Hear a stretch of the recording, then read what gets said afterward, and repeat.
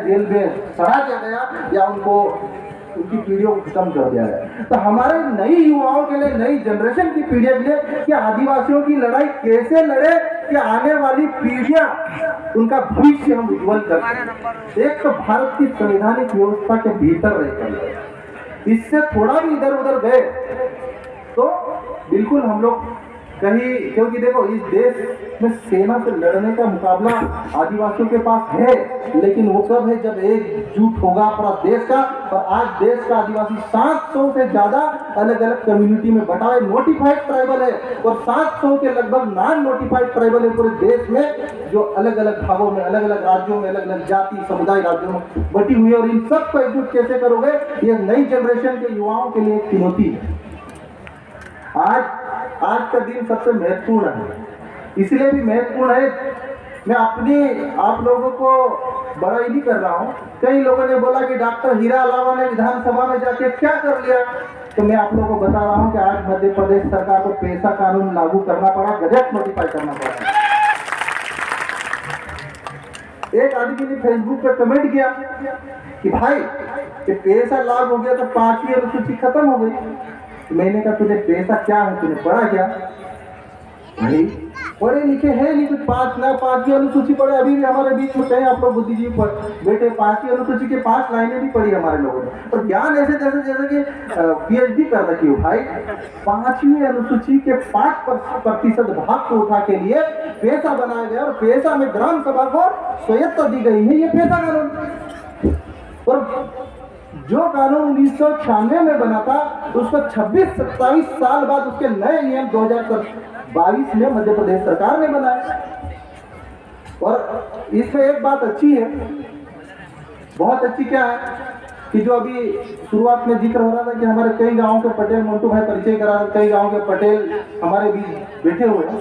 और आप लोगों को मैं बताना चाहता हूं कि ये इसके लिए जो पेशा कानून लागू करवाने के लिए डॉक्टर हीरालाल अलावा ने लगातार 4 सालों तक विधानसभा में प्रश्न पूछे, भाषण दिए और लगातार संघर्ष किए। और दूसरी महत्वपूर्ण बात, फिर भी मध्य प्रदेश सरकार नहीं लागू कर रही थी तो मैं हाईकोर्ट गया।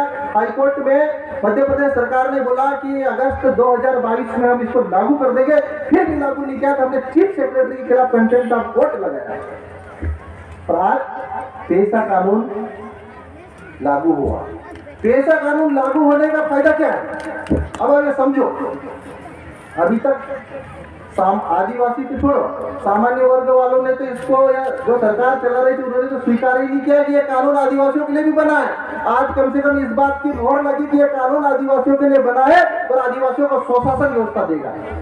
खामियां भले कमी है, लेकिन कम से कम सरकार ने स्वीकार तो किया इस कानून को। इस कानून के बनने से अभी तक आदिवासियों में एक परंपरा चली आ रही थी, पटेल व्यवस्था।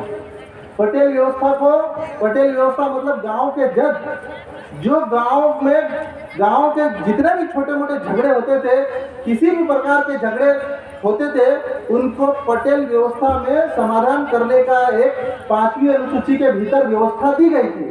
और पेशा कानून के नियम बनने से उस व्यवस्था पर मोहर लग गई है। और अब आज के बाद कोई भी पुलिस गांव के भीतर किसी भी आदिवासी को बिना ग्राम सभा की अनुमति से अरेस्ट नहीं कर पाएगी मेरे भाइयों, यह अधिकार मिला है हमको। और हमारे आदिवासी भाइयों से, हमारे युवाओं से मैं कहना चाहता हूँ, आज हम लोग जितने भी दारू पी के या सामान्य किसी बात को विवाद होता है, उन झगड़ों की सबसे ज्यादा FIR निकालने थाने में हमारा आदिवासी समाज जा रहा है। आज मध्य प्रदेश की जेलों में सबसे ज्यादा आदिवासी भरे हुए, जहाँ पे हमारे धारदावा बड़वानी जेलों में पता कर लेना, जहाँ पे 5000 कैदियों की कैपेसिटी है, उन जेलों में कम से कम 25-30 हजार आदिवासियों को, कैदियों को ठूस के रखा गया। और 95% कैदी आदिवासी। क्यों? क्योंकि हमारे पास न तो वकील होता है, न हमारे पास अच्छा कोई सलाहकार होता है, न हमारे पास कोई राजनीतिज्ञ अच्छे हैं जिनसे सलाह ले। लेकिन पेशा कानून लागू होने से जो पटेल व्यवस्था थी, उसको पटेल को कम से कम संवैधानिक रूप से एक जज का प्रमाण, एक जज का वो मिल गया कि आप खुल के विवादों का निपटारा करो। और पटेलों को इतनी ताकत रहेगी कि उनकी साइन से लिखा हुआ सुप्रीम कोर्ट और हाई कोर्ट को भी मानने के लिए बाध्य होना पड़ेगा, ये पैसा कानून। मैंने इस कानून पर ऑब्जेक्शन भी लिया मध्य प्रदेश सरकार का।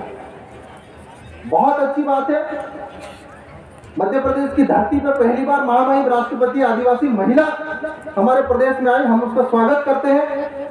लेकिन हमने एक ऑब्जेक्शन लिया, वो आप नोट करिए कि पेशा कानून को अधिकार देने के साथ साथ आर्थिक व्यवस्था, उसको वित्तीय पावर कहीं नहीं दिया इस कानून में। अब आप लोग बताओ कि किसी भी संस्था का विकास करने के लिए हमको क्या चाहिए? पैसा। और बिना पैसा के तुम क्षेत्र का विकास कर लोगे, गांव का विकास कर लोगे, अपने प्रदेश का विकास कर लोगे, देश का विकास कर लोगे, पैसे के बिना संभव नहीं है। तो हमको अभी जो पैसा कानून बनाया है 2022 नियम पैसा 1996 का पैसा नियम 2022 बनाया है, मध्य प्रदेश सरकार के ऊपर और दबाव बनाना है कि ग्राम सभाओं को वित्तीय पावर भी दिया जाए। दूसरी और महत्वपूर्ण बात, मैं फोकस इसलिए बात कर रहा हूँ इधर उधर की, क्योंकि मुझे बोला कि भाई पैसा और 5वीं अनुसूची में बात रखना। तो 5वीं अनुसूची, अब दूसरी और महत्वपूर्ण बात कि पैसा जो कानून बना गया, सिर्फ ये उसमें एक लाइन लिखी हुई है, यह कानून सिर्फ शेड्यूल्ड एरिया के लिए है, अनुसूचित क्षेत्रों के लिए है। अनुसूचित क्षेत्रों के लिए मतलब जो शेड्यूल्ड एरिया राजभवन से नोटिफाइड है, हमारे जैसे बड़वानी जिला, हमारे अलीराजपुर जिला, झाबुआ जिला, धार जिला, मंडला, डिंडोरी, ये शेड्यूल 5 में नोटिफाइड है। तो इन्हीं जिलों में पैसा कानून काम करेगा। लेकिन 5वीं अनुसूची जो है, तो पैसा कानून में आपके गांव में आपको स्वशासन देने की बात की गई है, ग्राम गणराज्य की बात की गई है। और 5वीं अनुसूची आपके गांव के साथ साथ पूरे शेड्यूल्ड एरिया, पूरे जिले की, पूरे उस क्षेत्र की, पूरे उस भूभाग पर आपको सुशासन देने की बात की गई है। और जिस दिन 5वीं अनुसूची लागू होगी उस दिन कलेक्टर आदिवासी रहेगा, एसपी आदिवासी रहेगा, उस दिन हर अधिकारी आदिवासी रहेगा आदिवासी क्षेत्रों में। यह होती है 5वीं अनुसूची। तो पैसा 5वीं अनुसूची का 5% है अभी, और 5वीं अनुसूची अभी बहुत बड़ी किताब है, उसके नियम अभी हमको बनवाना पड़ेगा। उसके लिए नए युवाओं को विधानसभा के भीतर घुसना पड़ेगा और उसके लिए लड़ाई लड़ना पड़ेगा। हमारे बीच बाला बच्चन जी अच्छी तरह जानते हैं, बाला बच्चन जी इसीलिए जानते हैं क्योंकि उनको पता है कि डॉक्टर हीरा अलावा ऐसा कांग्रेस का विधायक है जो सबसे ज्यादा बीजेपी से तो बगावत करता ही करता है, कांग्रेस से भी विधायक करता है, बगावत करता है। और कई बार मुझे समझाने के निर्देश दिए जाते हैं, लेकिन बाला बच्चन जी भी कई बार मेरा उन्होंने समर्थन किया कि सर बात तो सही बोल रहा हीरा, गलत क्या है। तो ये कमलनाथ जी को भी मानना पड़ती है कि बात तो सही, जो सही की देखिए, हम तो विधायक ही इसलिए बना, मेरे को तो एम्स जैसे संस्थान में 2 लाख रुपए की नौकरी मिल रही थी भाई। गाँव में लोगों की गालियां खाना कोई किसको पसंद है? सुबह से शाम तक नेतागिरी में तो गाली पड़ती है भाई। कितना भी अच्छा काम कर लो, हीरा लावा भले पैसा कानून की लड़ाई लड़े, 5वीं अनुसूची की लड़ाई लड़े, वन अधिकार कानून की लड़ाई लड़े, लेकिन गाली देने वाला तो थोड़ी ना छूटता 8 बजे बाद। 8 बजे बाद अब समझ जाओ।